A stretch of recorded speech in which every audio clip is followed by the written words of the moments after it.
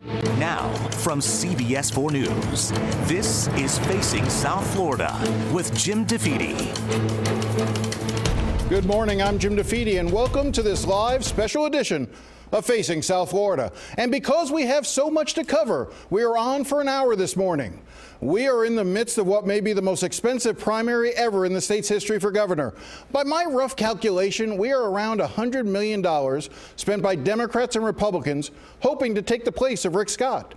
This morning, you will see my interview with one of those candidates, Congressman Ron DeSantis, who is likely to be the Republican nominee for governor. Here's a preview. If it was within your purview as governor to push for and advocate, if the courts were to allow it, abolition of abortion, you would do so? I would want to protect as much life as we can, depending on the circumstances. Okay.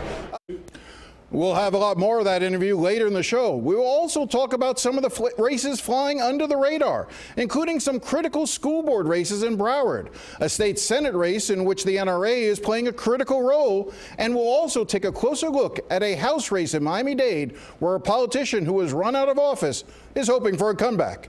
And then, of course, there's this. Douleur yon femme, c'est pour toute femme.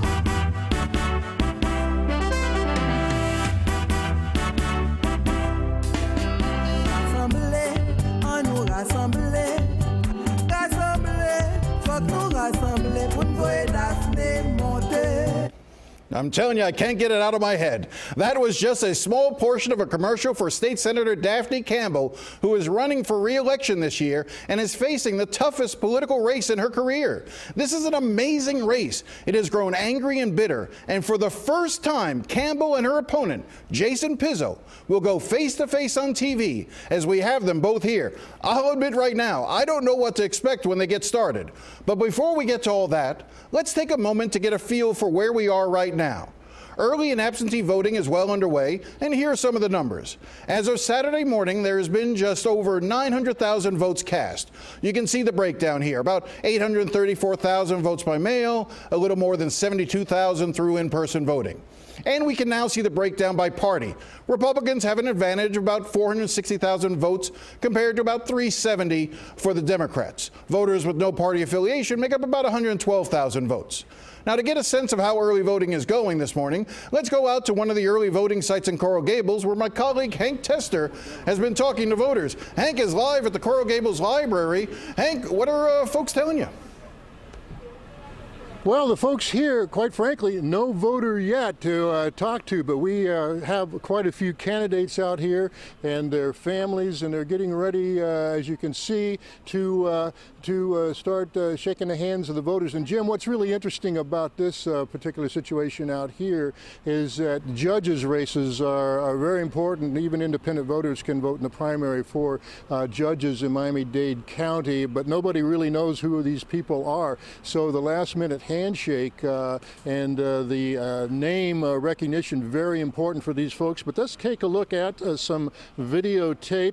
Early voting off to a robust start in Florida, Tri-County area. Today in Broward County, the polls open at 10 this morning in 21 locations. There are 20 voting sites in Miami-Dade. Early voting polls open at 8. Miami, Florida Keys area. In the Florida Keys, there are 5 designated early voting polling locations. So lots of folks come out after breakfast and after church, especially to this location and to other locations throughout the area. So it's underway right now. The voting staff inside from the Dade County Election Supervisor's Office, they're all set to go. Candidates are out here ready to shake hands. They've got friends, family, everybody putting up signs. So it's really a good experience to come out. It's much more relaxed than Election Day, and you can actually meet and greet some of the candidates that you may or may not vote for. So all's good here in Coral Gables, Jim. We'll keep an eye on this for you. And that's the very latest. Hank Tester, CBS 4 News, back to you. Hank, thank you very much. You know, that's an excellent point about those judicial races. Nobody ever knows who those candidates are, how to vote for them. That's a whole other show. But let me bring in my first guest to begin making sense of all the rest of it. David Smiley is a reporter with the Miami Herald covering politics, and Mark Caputo is a senior writer with Politico who covers pretty much whatever he wants. Gentlemen, thank you very much for coming in. Let's start with the governor's race and what the numbers sort of suggest. So actually, let's stay with the early voting numbers. I put the early voting numbers up on the screen. It seems like Republicans are still far out ahead in terms of the number of people who have voted. Democrats try to make it up during early voting and election day voting. But Mark, I know you've been looking at this a fair amount. What do these numbers tell us so far? And really, they don't tell us a whole lot. But you want to compare a midterm election to a midterm election. The problem is the dates for early voting are a little off. Republicans have a tendency to vote more by absentee ballot. So we don't really know if there's more intensity on the Republican side relative to 2014. Well, it doesn't seem like we're looking at a real blue wave here, though. Everyone keeps talking about the blue wave. Well, so far, no, but these are closed primaries. And what Democrats will tell us is that, hey, look, we've got a lot of choices in our governor's race. Therefore, people are making up their minds at the last minute.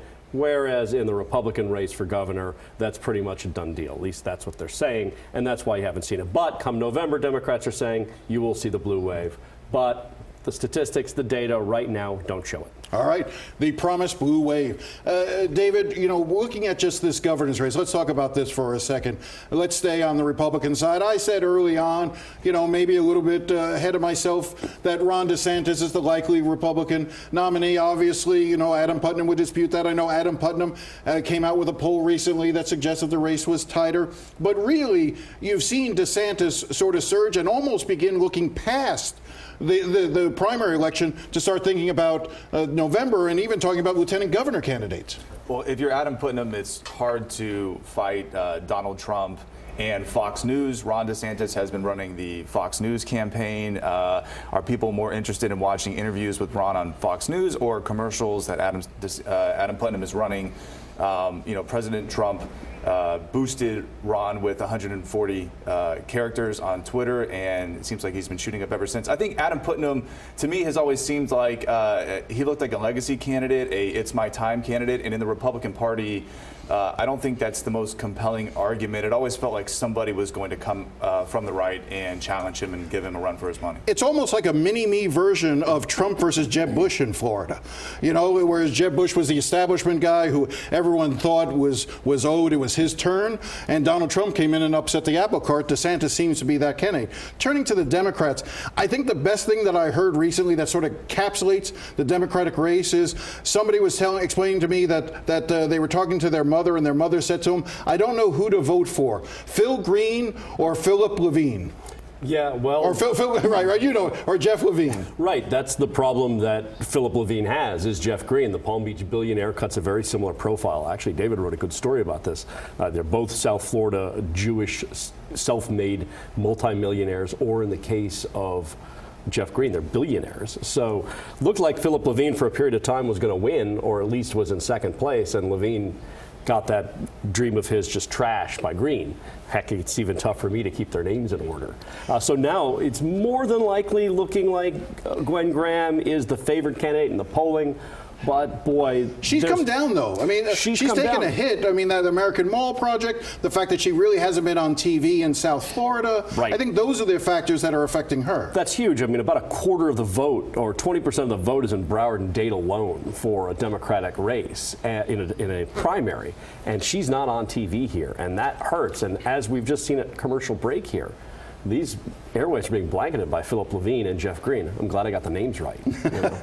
The tone of this race, though, is it turning voters off, or do you think it excites them? I think it always turns voters off a little bit. Negative advertising is intended to depress the vote, not push it out. So, but this always seemed kind of inevitable with Jeff Green. He had a very contentious Senate race against Kendrick Meek in 2010, and the Democrats were playing pretty nice with each other for the most part until Jeff Green started really unloading his money into negative commercials. And now I think last check it looked like he disclosed $30 million.